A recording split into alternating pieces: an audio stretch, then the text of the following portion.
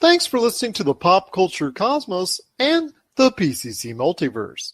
Check out more great podcasts today on one of these awesome affiliate networks. You're listening to a Weeby Geeks Network podcast. You're listening to the ESO Network, your station for all things geek. The Tangibound Network. Check it out. TangiboundNetwork.com. Listen to this show, the latest episode, every time. A proud member of the Gonna Geek Network. The opinions expressed are those of each individual. Check out all the other geeky podcasts over at GonnaGeekNetwork.com and get ready, because geekiness begins in 3, 2, 1. On this week's episode, the Oscar race has begun for some AAA blockbusters. What's the truth behind the sales of the Nintendo Switch? And what is the legacy of Spongebob? All this and more as we reach our next stop, the PCC Multiverse. Don't be alarmed. The quasi-shimmering light before you is a trans-dimensional gateway to other worlds, other voices, other thoughts, and other realities. Up feels like down, and down feels like the number 7 on a Wednesday morning. Don't worry. That quivering, blood-boiling sensation under your eyebrows is all a part of the charm. Welcome to the PCC Multiverse. And we're back with another episode of the PCC Multiverse.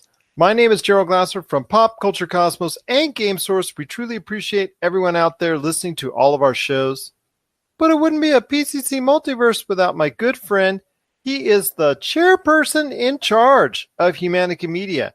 You got to check out all the great things going on at humanicamedia.com, Humanica Media on Facebook, YouTube, Instagram, Twitter, and so much more. It is my good friend. It is Josh Peterson. Hey, man, it's been a great week for us, and I got to give a big shout-out to Podbean, and I know you want to as well. Right. Yeah, we're on the feature wall. Thanks for downloading. Hope you keep coming back for more. It's been a good week, man. All those hits have been skyrocketing, so we are grateful. Thank you. We've garnered over 100 new subscribers, and I want to welcome each and every one of you to our shows. Just cannot thank you enough for doing so and taking the time to give us a try, and we hopefully will keep you coming back each and every week as we cover the latest news and trends in pop culture. And once again, I want to give a big thank you to Podbean for making us the podcast of the week. We just truly cannot thank them enough for taking the time for recognizing our shows and also our channel in doing so. And we just truly appreciate all the influx of everyone out there coming in and giving us that warm love that we so truly, truly appreciate each and every time out. Not only the new listeners that we've gotten to the show now and the new subscribers that we've gotten, but also to everyone who has stuck it out with us for all these months and actually over 2 years now. So we just truly appreciate everyone out there listening to all of our shows. It is going to be a great show we've got for you today. We've got Rob McCallum coming back in the middle of the Cosmic Crossfire here in a little bit. Plus also as well, Tyler Baker from the Fantasy Football Paydirt podcast. He is stopping by for a little bit more in-depth when we're talking about getting prepared for that playoff run, because fantasy football playoffs are right around the corner, and he's going to be talking a little bit about some strategies you want to employ, especially with Week 13 in the NFL coming right around the corner. But first, my friend, we've got a lot to talk about when it comes to, well, it's December, and the Oscar race has already begun. The Hollywood trade papers and Hollywood trade sites, they're already just flashing out those words that you hear only around this time of year for your consideration. For your consideration, this actor, this actress, this movie, this director, this writer, yada, yada, yada, yada, yada. You're seeing that all out there now. But I want to tell you, this year looks like, at least until now, that it's a kind of a disappointing year when it comes to art films, when it comes to high-ranking films that are supposed to garner that Oscar buzz. A lot of those movies which we thought would garner that Oscar buzz, unfortunately, has not up until this point. So I ask you, my friend, I'm throwing this out there, and we can just talk a little bit about this. What are your thoughts about possibly some of the AAA blockbusters that we have seen and we have loved and appreciated over the course of 2018? What about them getting some love? And, you can name off some few that you like, and I know I will as well. So tell me your thoughts, man. Do you think this could be the year the AAA blockbuster can actually reach a new level of greatness and actually be in the hunt for an Academy Award? Well, it's weird because I think you just said this, but there haven't been a lot of artsy films out there this year. And if they have been released, they've been released on streaming platforms because it's cheaper and it's more, I guess, economical for a lot of filmmakers. So, well, there's also ones that have been released and that just have not gone over well with critics and or the public as well. We're talking about like Annihilation, then. Yeah. I agree there. First Man. That one was supposed to garner a lot of Oscar buzz. That one did not. Bohemian Rhapsody as a film will probably not get consideration. Rami Malek as Freddie Mercury will, but the movie itself is not going to be probably considered because it's been panned quite a bit by a lot of critics out there. So there's been a few others that just have not met up to the usual standards. Mind you, we're just heading into December now, and it's just starting off the month where a lot of other films are really garnering, because the last day to send a film out there is Christmas. So you're going to see a couple more films here and there put into the limelight when it comes to that Oscar consideration. Green Book, which was also another movie that was trying to get that Oscar buzz, unfortunately, due to some ill-choice words by Viggo Mortensen, that kind of puts that one probably out of the running as well. So your thoughts on some big films that maybe actually now might slide into there? Because I've got a few I'm thinking of, but I know you've got some too. So Screen Daily put out an article that shows like what they think are going to be nominated for things. You got Your First Man, like you're talking about. Other ones I've heard of. A Star Is Born. I know we discussed that one a little bit. I think A Star Is Born is probably a heavy favorite at this point in time, if any. But First Man, because of its disappointing results at the box office, I think that's going to take away a lot of interest into the film for one reason or another. Although that shouldn't be the be-all, end-all. People usually shouldn't look at what a movie does per se, but sometimes that actual performance of the film financially does get in the way of people thinking, hey, this is actually a worthy contender for an Oscar. Well, aren't Oscars usually low box office numbers? Like, I mean, they're not astounding by any means, but they're not like, they usually make below 100 million, right? And not always, because you got Gladiator that made quite a bit of money at the box office, and there's been a few from time to time that have, but like you said, for the most part, the winners of the Best Picture for an Oscar have traditionally been thought of very well, have been movies that really don't hit those high watermarks when it comes to the box office out there. That's why earlier this year, the Academy announced that they were going to do that popular movie category, which everybody totally trashed, and they actually got rid of shortly after. Yeah. Okay. So I'm just going to go out here and say this. I do not think Black Panther deserves an Oscar. Like, I don't, it's besides like the all African-American cast, that's what sets it apart from the other Marvel movies. Other than that, like, I don't even put it in my top 10. It was good, but it wasn't great. I feel about that the same way I feel about Wonder Woman, is that it didn't really bring anything new to the fray. It was good, but it wasn't something that I would nominate for an Oscar. As far as movies that have been out, even big flicks, like there's not a lot that I would deem worthy of a reward. And that's kind of sad, I guess. I think A Quiet Place should get something for sound. But, other than that, like a lot of these, even the big budget movies have been not terrible, but they haven't been something to be like, oh, that deserves an award. What do you think, though? Because I know, like, are we talking movie like Marvel films and Jurassic Park and things like that? I will tell you, I think Black Panther is going to get a lot of buzz. I'm sorry to disappoint you on that. I thought the film was very good, very strong. It was still behind what I thought Avengers Infinity War is, and I think Avengers Infinity War had a little bit more to tackle as far as what it needed to accomplish for the audience out there. And I think that movie should get a lot of acclaim and should get a lot of interest and Oscar buzz, because I think it's very worthy, because it's such it was such a huge undertaking by the Russo brothers. But I think of the two Marvel movies, I think actually the Oscar buzz might be going to Black Panther for one reason or another.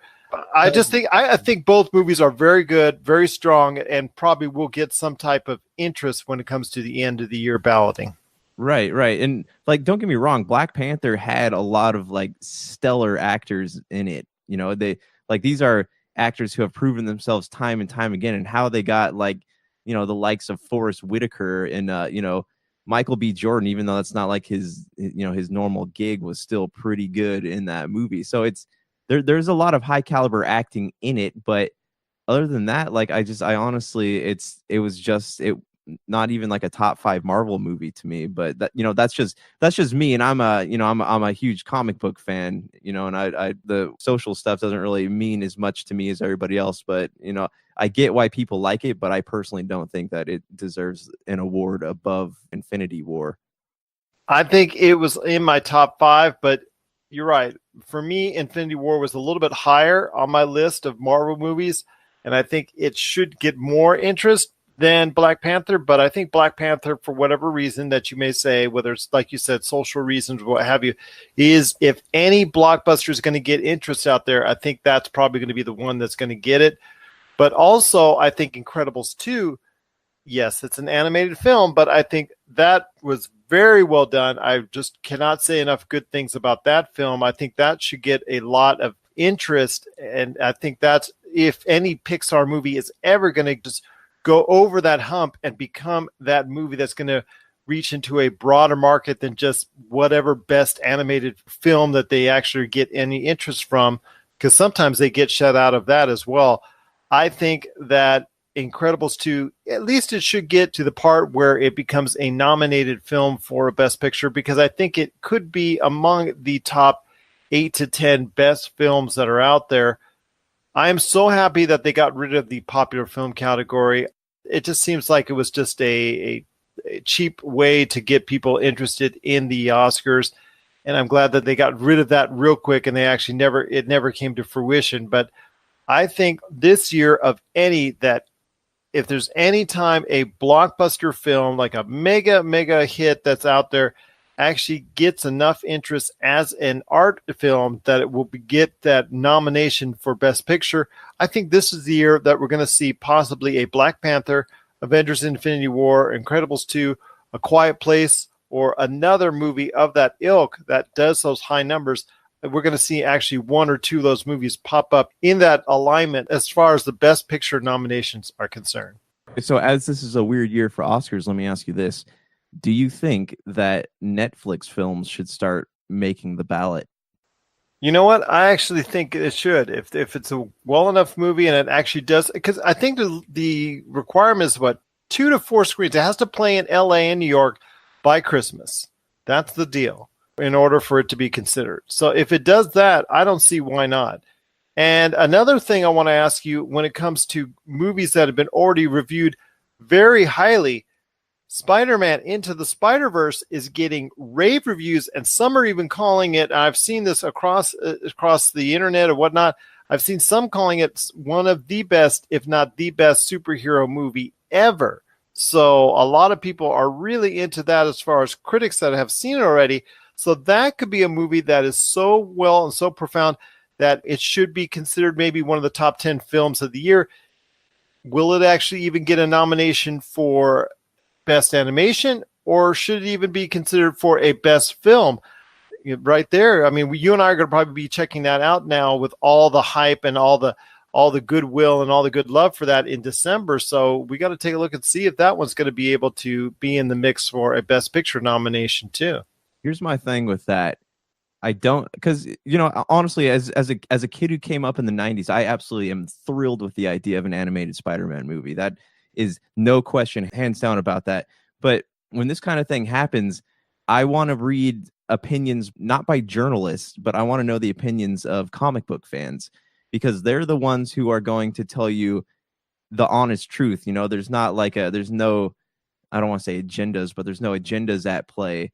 There's no like pressure to say something to fit into like a certain category or whatever. Comic book fans, if they like this movie, then that's going to give it so much credit, and I hope they do. But like, I want to know what they think of it, because every journalist out there seems to be saying this movie's good, but this is a movie that made for comic book fans, so I want to hear their opinions of it. And I've been scouring sites looking for that stuff. So I'm hoping to come across something soon. I think this could be a great year for popular movies that you would think outside the box of when it comes to an art film, or when it comes to a film that would be strongly considered for a movie that should be in the mix for Best Picture. Because right now, like I said, it is December. It's already kicked off as far as the Oscar race is concerned, and a lot of people are looking forward to going ahead and being, in the mix as far as with their films. Because like I said, there are some disappointing films out there that had great intentions on being involved in that mix, as I don't think Bohemian Rhapsody, First Man, and some others maybe are just pretty much out of the mix at this point. Maybe you can throw in First Man, but I think its box office disappointment will probably weigh heavily on a lot of voters. I think A Star is Born is probably the leading contender right now. I mean, I live in Vegas. We're a betting town. And I'd probably say that right now the house money is on A Star is Born to be the leader of the pack when it comes to the movies that are well thought of as the best pictures of the year so far coming into December. So what are your thoughts on A Star is Born? Do you think that might be number one, or do you think something else like A Quiet Place, or something else that we caught during the course of the year, or something else that you heard about during the course of the year might be a bigger threat to get and to garner that Oscar come 2019? Okay, so remember the movie where it was Sorry to Bother You, right? Was that the one? The people working at the call center were using quote unquote white voices to sell things, you know what I'm talking about? That movie was good. Like, that was really funny. So I would like to see that get nominated for something. I would love to see A Quiet Place get nominated. I do think that Star is Born. See, the thing about music films is that they always get nominated for something. If it's good and it's well put together, tells a good story, it's always going to get nominated for something. You got Crazy Heart with Jeff Bridges. You got Walk the Line with Joaquin Phoenix. Like, these movies are notorious for doing very well, especially if they have great talent attached to them. So I don't see any reason Star is Born would not get nominated for something, especially on at a time when there's not a lot of artsy films. There's no Three Billboards or some of those other ones that they weren't well known. There's not a lot of that out this year. So yeah, A Star is Born definitely I see winning something. In A Quiet Place, like I said earlier, I hope it gets something for sound editing because they did a very great job with that. Going into December, there is still some films as it gets closer to the end of the year that are only put out just before Christmas so they can qualify for next year's Oscar race. Is there any movie that you're seeing that's coming up on the horizon that you're looking forward to actually catching or hearing more about that you think will be heavily involved in that mix? Possibly for me is Welcome to Marwen with Steve Carell. I've seen trailers already for that, and that looks very interesting. That one is a Robert Zemeckis film, and I'm looking forward to seeing that one. Is there any film that's coming up in December that you think might qualify for maybe a top spot? Aquaman, I'm really digging, but I don't think it's going to be up there. But is there any other film out there? Even Mary Poppins Returns, that's got a lot of buzz out there as well. I think that Creed 2 should get nominated for something because that was an excellent film. You know what I would honestly like to see succeed is Mortal Engines. I don't know what it is. It looks like every anime that's ever been made, but real life. But I just want to see it do well because there's not a lot of fantasy movies out, especially steampunk type fantasy movies out. And I have a lot of hope that will do okay. But other than that, it's just Mary Poppins looks interesting. Aquaman looks cool, but yeah, I'm really pulling for Mortal Engines, man. I don't know. How do you feel about that one? I'm kind of disappointed Peter Jackson himself is not directing the film. He's just overseeing it in a production standpoint. I know his name has been plastered all over the place when it comes to any promotion, when it comes to this film. So you almost feel like his hands are on all over the picture and he's actually directing it, but he's not directing it when it comes to taking a look at everything involved with Mortal Engines. It does have his fingerprints all over it, however, and I'm hopeful that movie will actually become something of a series and that will actually do well enough to generate a series. With Mortal Engines, you do have that Peter Jackson influence because it's his production company, like you were saying. And I'm hopeful that it will actually come to fruition as a good movie, as a positive movie, as something that we can go forth with maybe more entries into it, because I'd like to see a new series come out. I think of anything that I see coming on the horizon, I think Welcome to Marwen, the story that's going to be headed up by Steve Carell. I think if anybody gets to take a chance to see the trailer out there, I think it shows some promise.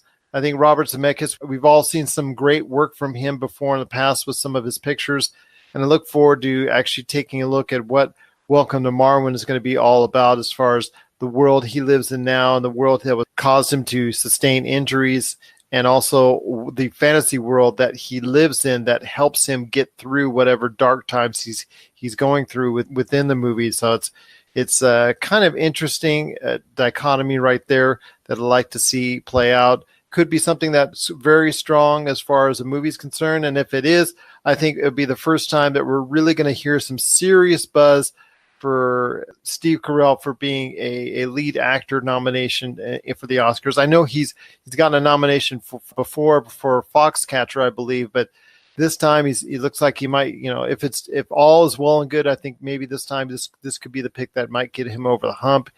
But we'll have to wait and see. He was also in Beautiful Boy, which has gone under the radar, as a lot of good favorable buzz on that. But there's a lot of good pictures out there that were AAA blockbusters that might get consideration this year. So any last thoughts on any movies you think might still get some love out there? But I think overall, because it's been a weak year for the art film overall, I think this could be the year that you're going to see a big name movie actually get played out and get a lot of momentum behind it and a lot of buzz as a true Oscar contender this year. You know what? I do want to give a special shout out, because I know you and I were on the same page on this film and we had mixed feelings about it, but I think Ready Player One should get something for special effects. Say what you want about the story and the things missing from the book, but they really did go above and beyond to create something that really pulled you out of this world and engrossed you in that one. I agree. The first and third parts of it, as far as the first and third challenges, were tremendous and awe-inspiring. And I was in the theater for that. And especially when he put on the glasses the first time and you zapped into that world, you actually were enveloped into it for a short period of time. And that first challenge that was there was just truly just an awesome experience that I will not forget. And the final challenge as well was where it all came together. That was incredible. That was just awe-inspiring. Won't talk about the middle parts again, because Rob will just get mad at me, because we'll go off on a tit for tat as far as he loves it. I didn't love it, but the first and the third parts I thought were very, very strong. And like you said, all that pop culture just culminating on screen, and Steven Spielberg deserves a great pat in the back for that. Other than that, though, honestly, man, like I imagine when we get closer to the end of the year here, we're going to talk about, our favorite movies of the year. But I'm looking at my list. I've only seen 19 movies this year, so not as many as I would like, but that's the list. Better get cracking then, because our best of the year list is coming right around the corner, my friend. I'm also going to get a lot of input from other individuals out there, hopefully within the pop culture and podcasting realm. See if I can round up some thoughts on people's thoughts on the best movies or video games or television shows or whatever that they liked in 2018. So hopefully we can get some good vibes over the month of December, not only on our picks, but everyone else's as well. What are your thoughts out there on AAA blockbusters actually getting some love this year in the Oscar race? Do you like the fact that Black Panther, Avengers Infinity War, Incredibles 2, A Quiet Place, A Star is Born will actually get a lot of love from Oscar voters this year? Share us your thoughts, popculturecosmos@yahoo.com. Also as well, Pop Culture Cosmos, Humanica Media, and Game Source on Facebook, Twitter, and Instagram as well. Before we head to the break, and right after getting into the middle of the Cosmic Crossfire with Rob McCallum, want to make sure and let everybody know again on December 15th, if you're in the Henderson or Las Vegas area, to please stop on by for Retro City Games. It's a great holiday charity game event that we're hosting 12 to 8 p.m. that day. We're going to be having tournaments in Fortnite, Call of Duty Black Ops 4, and also Super Smash Bros. Ultimate. Vedius is going to be there. Hyperschmidt and Trudai are going to be there playing their great music. Just going to be a great time. Going to be prizes. Going to be all the great stuff. We just need to go ahead and also mention that we need your contributions either from a sponsorship standpoint, or if you're going to be there that day on the 15th, or anytime at all, you can drop off donations of any kind, money, canned food, or new toy donations, because those donations go to the Make-A-Wish Foundation. They also go to 3 Square of Las Vegas for canned foods, and the UMC Children's Hospital in Nevada for new toy donations. You got to do it when you can. We just truly appreciate any donation that you might be able to give. Even if you're not going to be able to attend, anything you can provide is just truly appreciated. Just stop by Retro City Games in Henderson. You'll be glad you did. And hopefully we'll be able to see you on the 15th of December as well. Coming up next, like I said, it is Rob McCallum in the middle of the Cosmic Crossfire. And then a little later on, Tyler Baker from the Fantasy Football Pater podcast breaks down fantasy football as well. This is the PCC Multiverse. Looking for an edge the next time you take on your favorite video game? Then check out Vitabrace High Performance Gamer Wristbands. Packed with the power of fruit seed oil, Vitabrace is clinically proven to help improve performance, giving you a better gaming experience. Head to miraclefruitoil.com and use the promo code MEDIA10 to get $10 off your Vitabrace purchase. Whether you're looking to beat the time on your latest speedrun or are fighting your way to the top on your favorite multiplayer or battle royale, Vitabrace can help you reach your gaming goals.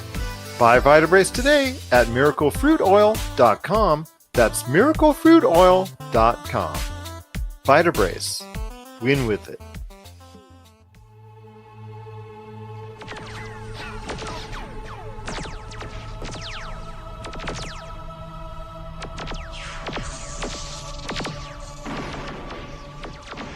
And back with the Cosmic Crossfire.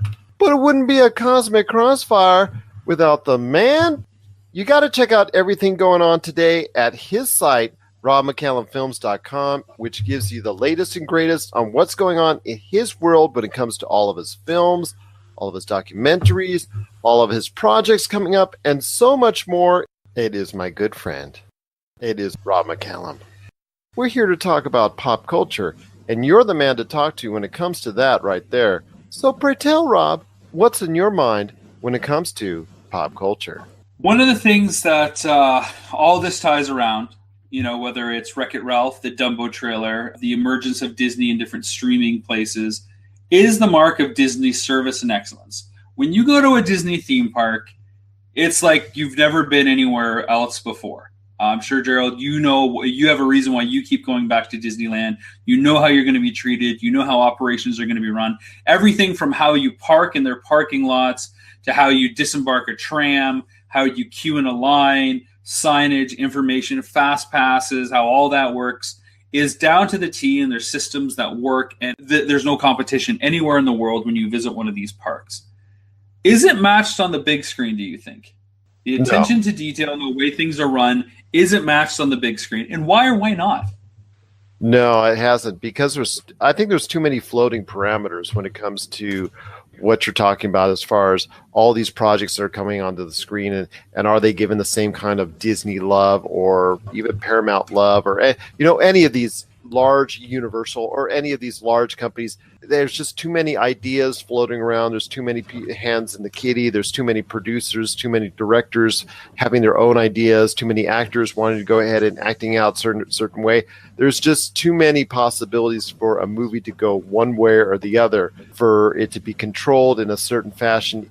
Disney tries its best to corral a certain image when it projects its movies on screen, but even then it still has some trouble as far as certain movies are concerned. I know you've loved The Last Jedi, but I know a lot of people don't love The Last Jedi, for instance. Solo, a Star Wars movie, I kind of liked it. I know a lot of people that out there maybe didn't like it or didn't even see it because of certain issues. So Disney, in its theme park setting, it's controlled, and they, whether it's edicts that have been handed down by actual Disney himself when he was alive, or they've been created and developed over the course of time, From the point that you go ahead and drive or walk onto their property, they have your attention. They have controlled exactly what they want you to do as far as and where they want you to go, and to maximize not only efficiency wise for a large populace to go ahead to these theme parks day in, day out, but also for them to maximize their own profitability. So it just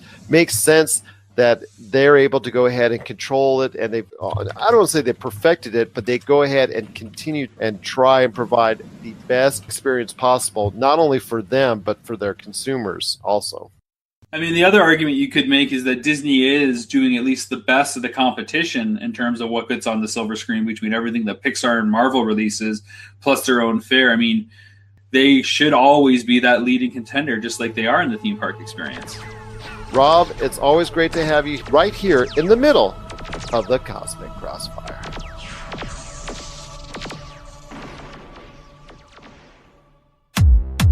Rob McCallum Films is back with a vengeance. Power of Grayskull, the definitive history of He-Man and the Masters of the Universe, which chronicles the ultimate 80s billion-dollar franchise, Masters of the Universe. See exclusive interviews and hear untold stories from the people responsible for creating the world of Eternia, a place full of magic and science, and learn about the craft of creating action figures and animation. Power of Grayskull is just one of our many projects at Rob McCallum Films. And we're back. This is the PCC Multiverse. Once again, this is Gerald coming right back at you here. If you need a listing of where we're at anytime at all, just check us out on our Facebook page, Pop Culture Cosmos. You'll see a scheduled listing of where and when we're being played at, because we're being played 7 days a week on over 15 different radio stations around the world. We're also on over 30 different podcast networks, including Podbean, which again, we cannot thank enough for making us the podcast of the week. Josh, I know you got a great thing going on with Humanica Media. So tell me, my friend, what is all the great things going on with your experience known as Humanica Media? I'll tell you, man, just working hard to get stuff ready for the Christmas event, and also I feel like Loverboy should be just playing right now in the back of my head. Working for the weekend. Yeah. Yeah, I mean, besides that, hey, always working on something, man. Always working. I just put up 2 days ago the second part of the Tribalism in the Church episode we did with Travis Carrero of What About This on Topicocalypse. So definitely check that out if you want to get a little controversial and hear Big Dog interrupt me 30 times before the episode's over.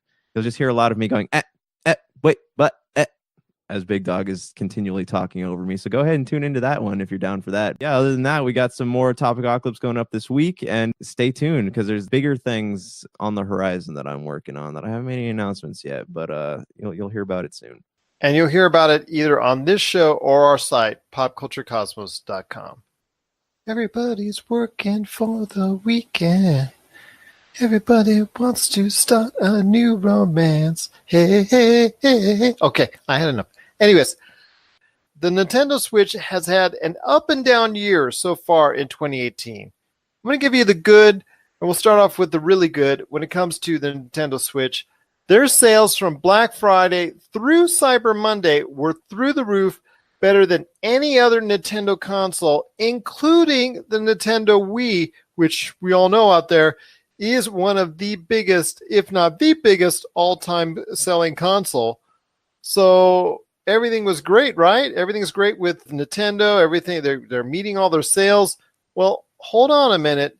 Over the course of 2018, their sales were not strong enough. Their projections are about going to hit maybe about 2 to 3 million less units over the course of the fiscal year that they were supposed to meet. So I ask you, my friend, with the good news in that short time period and the not so good news in the longer period, what does that say about the Nintendo Switch? I mean, we called it as far as that it would probably be a good holiday for Nintendo Switch, but when your overall sales are not as great as you want them to be, what does that tell you about the future of the Nintendo Switch and how much interest people have with it? I mean, I don't think it says terrible things. I think it's more a matter of Nintendo Switch puts out how many new games a month, like physically. They do, I want to say 3 or 4 like titles that people really care about that much. I mean, and Pokemon did astounding numbers from what I understand, but It really just goes to show you that like there is a market for independent games, but I don't think it's on Nintendo Switch, you know, and that's, I know they take care to curate their collection, but a lot of these indie games, I know a lot of people say, I'm just going to play it on Steam when it comes out, you know, so that's an issue, I think, for them. And do they, the numbers you just told me, do they count the Black Friday sales? Because I know they had a lot go on sale on Black Friday. Like I said, the sales for their Black Friday through Cyber Monday were the highest ever for the company. They even beat whatever the Wii U or even the Wii. Even the Nintendo Wii did not garner as much sales during the Black Friday period as what the Nintendo Switch has done. So at least as far as from that perspective, that's a good thing. But the fact that they had to do all that at such a high rate and are still behind so far from what they projected to be, that can't be altogether a happy, peace-loving thing as far as their overall numbers are concerned.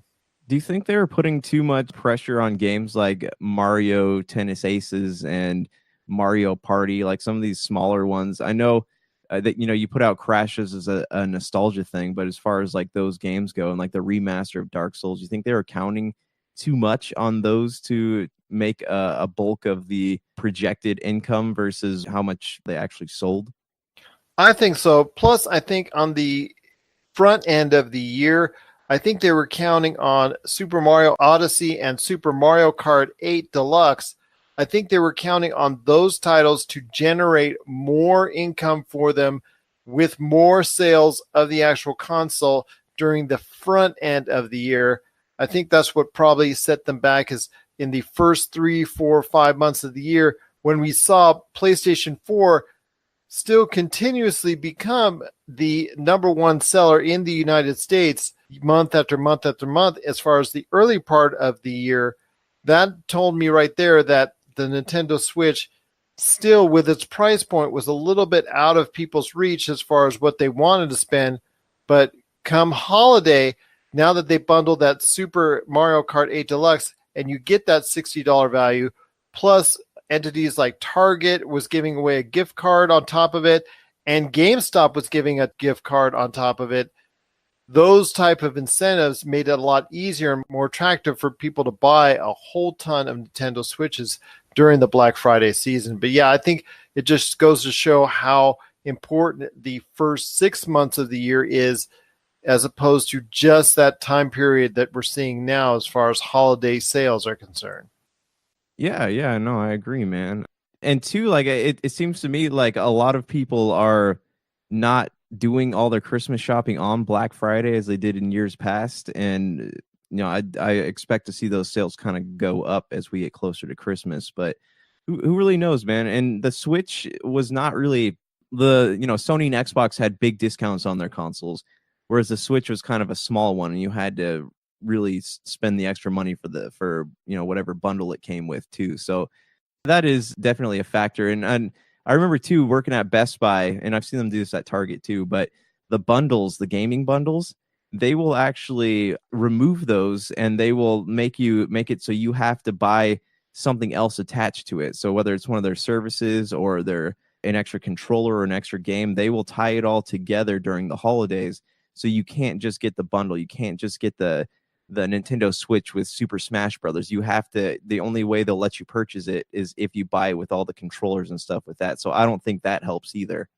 No, it doesn't. Although when I was at GameStop on Black Friday, they were, for the most part, asking for it at the point of sale, but they were still keeping the bundles. People that were selling it, because it's a download code involved, it's not a cartridge you can just rip out of the box at this point in time. The Super 8 Mario Kart Deluxe was a download code that was actually just put in there. So, you know, they were at least be able to go ahead. People that just wanted the console, whether at the GameStop, Target, what have you, were able to just get the console and they didn't have to buy anything extra. But you're right, they were pitching it heavily at GameStop. I saw that firsthand as far as all their other stuff that they have to go with their Circle of Life or accessories or whatever they need to go ahead and accomplish when they try and ask you all these things. So I do think that it is a good sign that Nintendo Switch is having a good holiday season. This is something that's not unexpected by you and I, because we both ascertained that Nintendo Switch we thought was going to be probably the number one seller this holiday season. And I think it will very much be the number one seller this holiday season. But for the long term, I think people's thoughts out there that they were saying that it was going to be ahead of the Wii, that it was then eventually going to pull ahead of those sales, that it was going to actually pull ahead of the PlayStation 4. I think people may be a little bit revising that thinking now, because at this point in time, it looks like it may not reach the level of success that the PlayStation 4 has this generation. Do you think that the Switch will surpass the PlayStation 4 as far as this generation? I think it will surpass the Xbox One, but I'm not sure it will pass the PlayStation 4 as far as the lifetime of sales. Yeah, PlayStation has a big library of exclusive games, and that's kind of helped propel it to dominance in the the current console generation. But also, they don't have a lot coming out towards the end of the year, so they're kind of banking on people picking up old games or adding to their back catalogs and stuff. Whereas the Nintendo Switch is also at a disadvantage because they don't have really a whole stock of original titles either. So they have their expected Marios and Pokemon and stuff like that, but yeah, that's interesting to me, because if somehow Nintendo does catch up to PlayStation, that's going to be one of those things where maybe it might make Microsoft and Sony both look back into the handheld console thing. What do you think of that?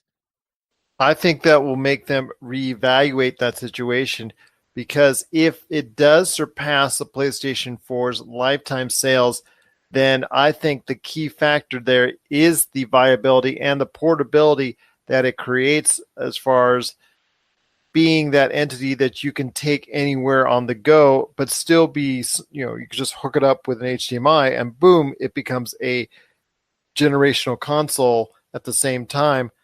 Yes, it's underpowered compared to the other two. Yes, the online component is underwhelming compared to the other two, but people love that portable factor, and I know you have utilized that portable factor on many occasions, so it makes it really enticing. And ultimately, if it does surpass the PlayStation 4, I think that's going to be the reason why, not necessarily whatever Zelda or Mario title that gets thrown in with it.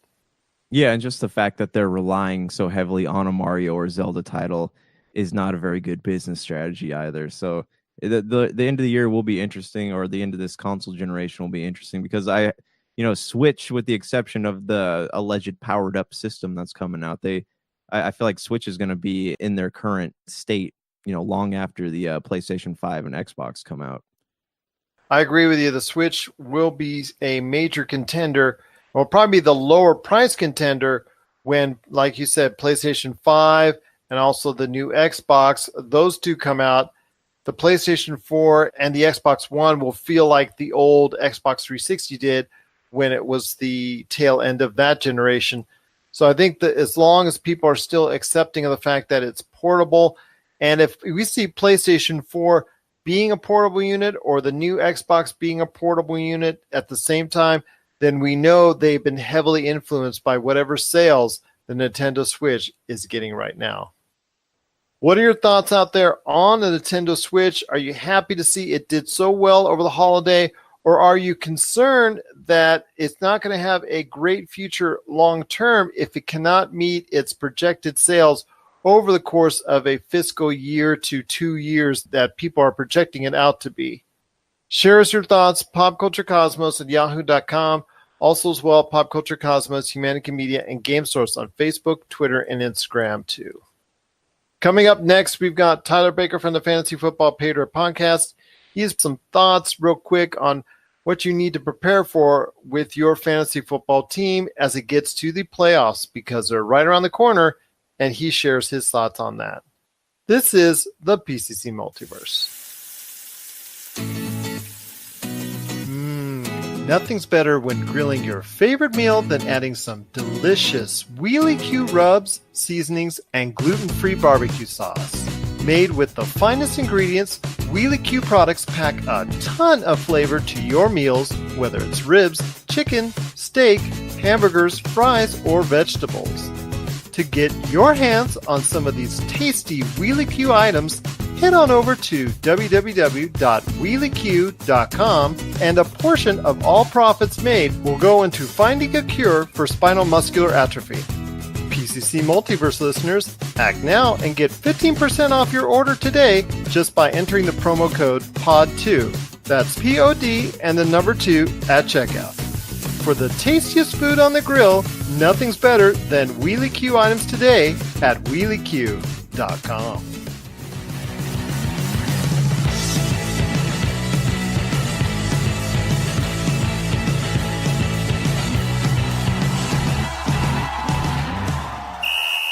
And we're back with the show. It's Gerald coming right back at you here. But we wouldn't be talking fantasy football if it weren't for the fantasy football guru. You can hear all of his thoughts each week on our full episodes of the Fantasy Football Pater podcast on the Pop Culture Cosmos channel, on Podbean, Spotify, Apple Podcasts, and over 30 different podcast outlets. Actually, you can talk to him on a personal level, get his thoughts, get his in-depth analysis, and also his opinions on waiver wire pickups. I think last-minute trades are out of the picture at this point in time, so lineup changes, waiver wires, plus also how you can prepare your team for the upcoming fantasy football playoffs by going over to the Fantasy Football Pater podcast Facebook group. You join up, and over 200 other fantasy football fans are there to interact with you, along with the guy who runs it all. His name is Tyler Baker. As far as, what to do if you're in the playoffs and you're looking forward to getting into the playoffs, there are some things that you can do to give you a better shot in the playoffs. One of those would be, if you're able to play 3 running backs a week, you don't need 5-6 running backs on your roster unless you have some viable, really good ones that, you're just going to play the mashups. I would recommend for your top running backs, go ahead and picking up the handcuffs.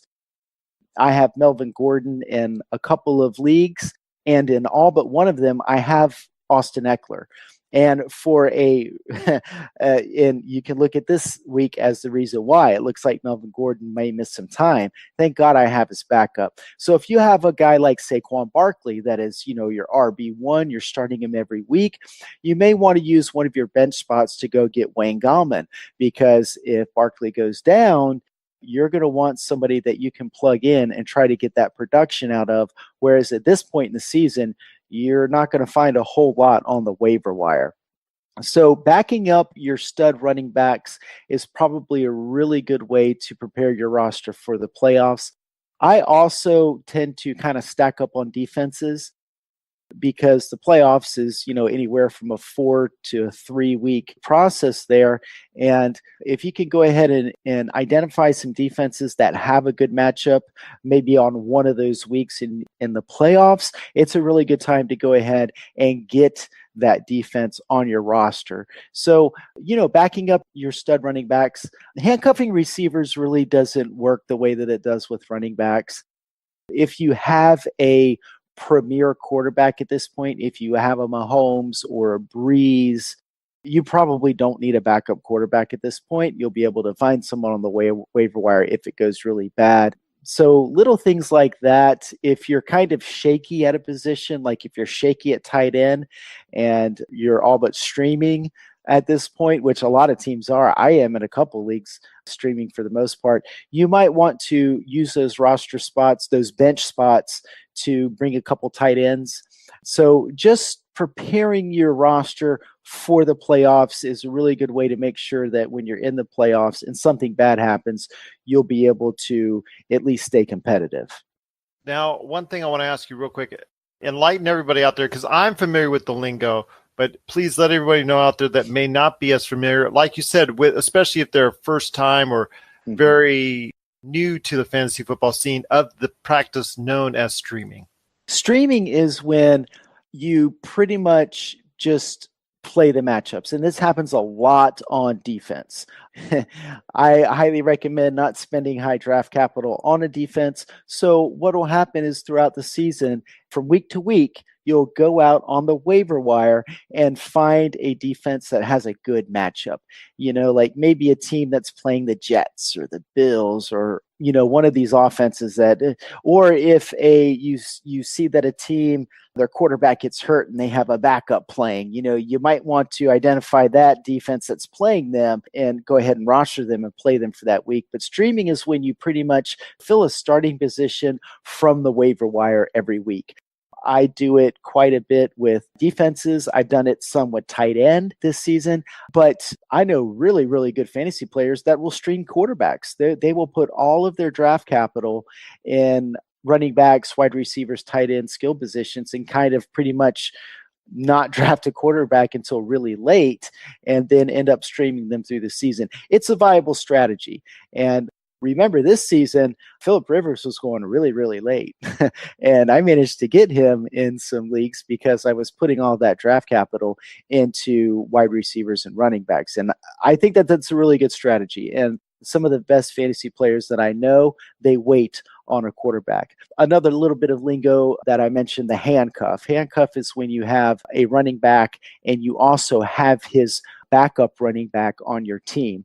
Well, let's take Melvin Gordon, for instance. Melvin Gordon got hurt this week. It looks like he's definitely not going to play next week, and it could be a little bit longer.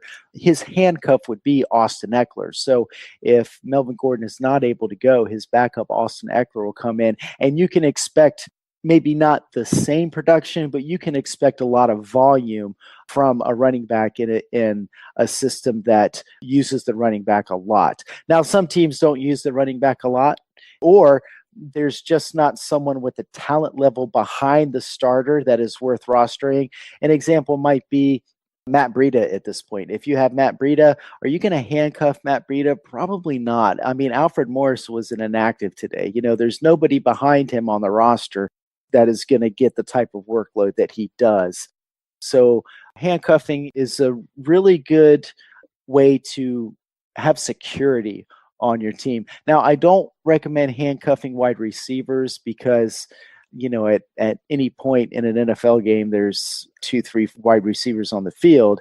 So handcuffing them is just not as effective as it is for running back.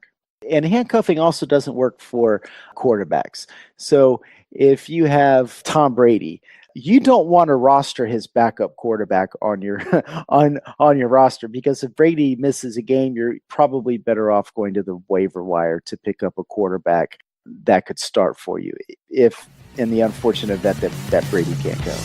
My friend, it's just so great, as always, to have you part of the show right here at the Pop Culture Cosmos.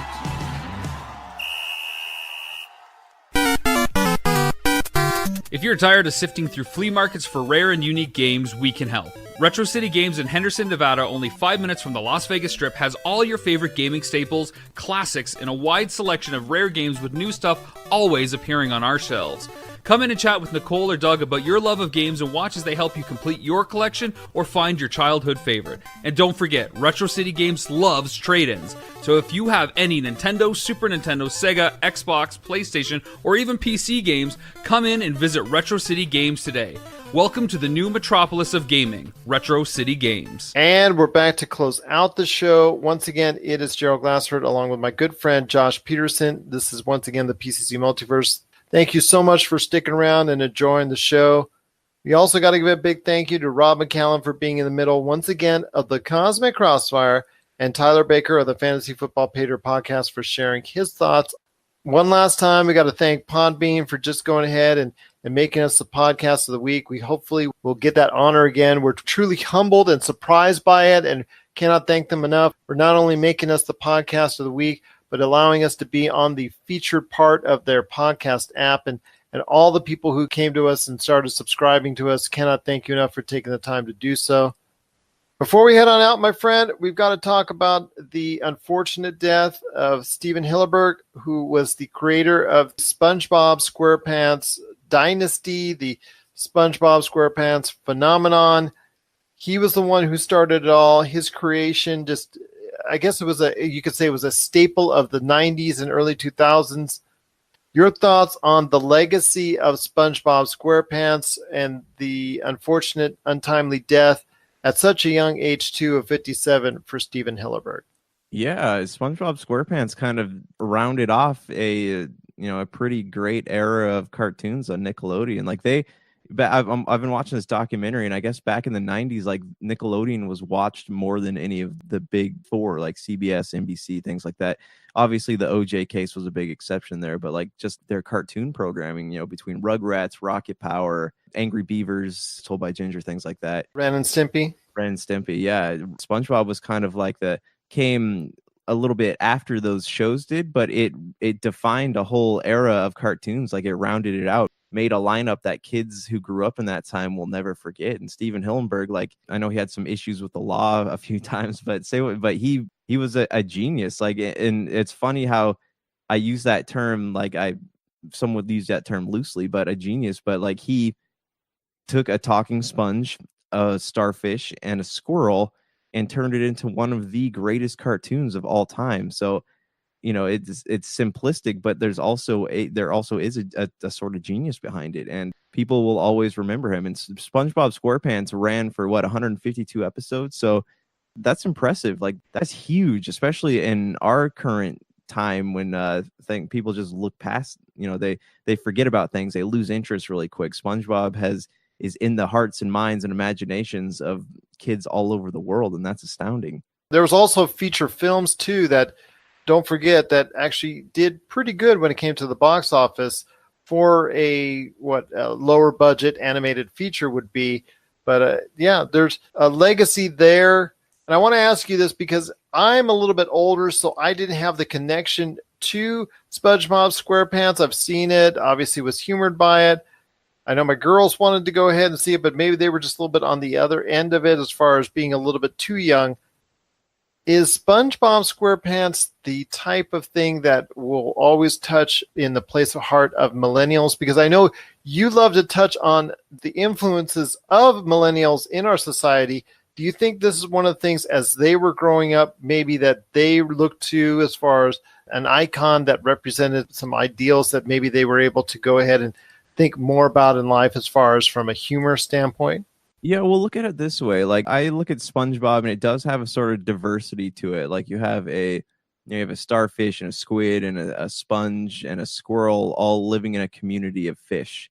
That was interesting to me, and whether anyone took that away from it, I don't know. But what was great about SpongeBob is that it's kind of the first cartoon to not be all kiddie. It was the first hybrid of something where kids enjoy it and parents also enjoy it. There's something in there for the kids, but it's at above a certain level of intellect that the kids wouldn't get it, but the parents would get it. So it's kind of the first cartoon of that kind, and I think for that reason it stands out, as well as like many of the classic episodes that people I know still quote today. So I always found that fascinating. And yeah, it does. It has had a huge cultural impact on our society in ways that, The Office and Parks and Rec and, even some of the Marvel films have had. I think SpongeBob is definitely up there in terms of what will and won't be remembered by people.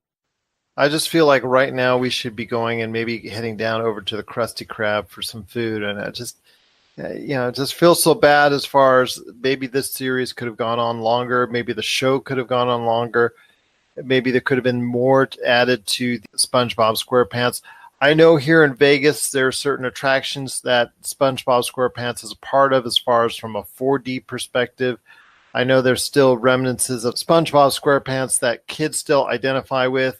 And young and old, a lot of people seem to know and be aware of what impact and what legacy and what type of success SpongeBob SquarePants had on us as a society for many, many years when it was reaching its peak on Nick, late 90s, early 2000s and whatnot. So definitely sad to hear about the death of Steven Hillenburg. And it's just knowing that his work, though, will live on. We can kind of take solace in that, and that SpongeBob SquarePants, for all intents and purposes, will go down, like you said, as one of the most memorable and historic cartoon series of all time. I want to hear your thoughts out there on SpongeBob SquarePants. Unfortunately, the creator, Steven Hillenburg, passed away at the age of 57. What do you think the legacy of his creation, SpongeBob SquarePants, should be? Share us your thoughts, popculturecosmos@yahoo.com. Also as well, Pop Culture Cosmos, Humanica Media, and Game Source on Facebook and Twitter as well. Any last thoughts again on the way out, my friend? It's been a great show. So many new listeners, so many new subscribers. We cannot thank enough to everyone for doing so. Yeah, thank you so much. And definitely check out our Vegas event. We do put a lot of effort into this podcast and our website at www.popculturecosmos.com. You know, we're not just the after work, crack open a beer and podcast enthusiasts. We actually put a lot of journalism and thought and research into the stuff that we talk about and do. So we appreciate seeing that the work's paying off. Share, like, comment, subscribe, spread the word, spread the podcast. We would greatly appreciate it. And also, again, be sure to check out our website at www.popculturecosmos.com. That's right. It's popculturecosmos.com indeed. So for Josh Peterson, this is Gerald Glassford. It's another beautiful day right here in the PCC Multiverse. We thank you for listening. And here's hoping you have yourself a great day. Hey, it's Sean from the Soul Forge podcast. Join me and the gang as we guide you through the adventures of living. Topics include loss, joy, and stupid things we've done for love. It's life, the universe, and everything. Find us on Spotify, Apple Podcasts, the ESO Network, soulforgepodcast.com, and everywhere else you find podcasts. The Soul Forge Podcast. Let's find out together. You're listening to a Weeby Geeks Network podcast. This has been a broadcast of the ESO Network. Be part of the crew and help support our shows by donating to our ESO Patreon or by shopping through Amazon.com or the TeePublic store, which can all be found at www.esonetwork.com. The ESO Network, your station for all things geek. Tangent Bound Network. Let your voice be heard.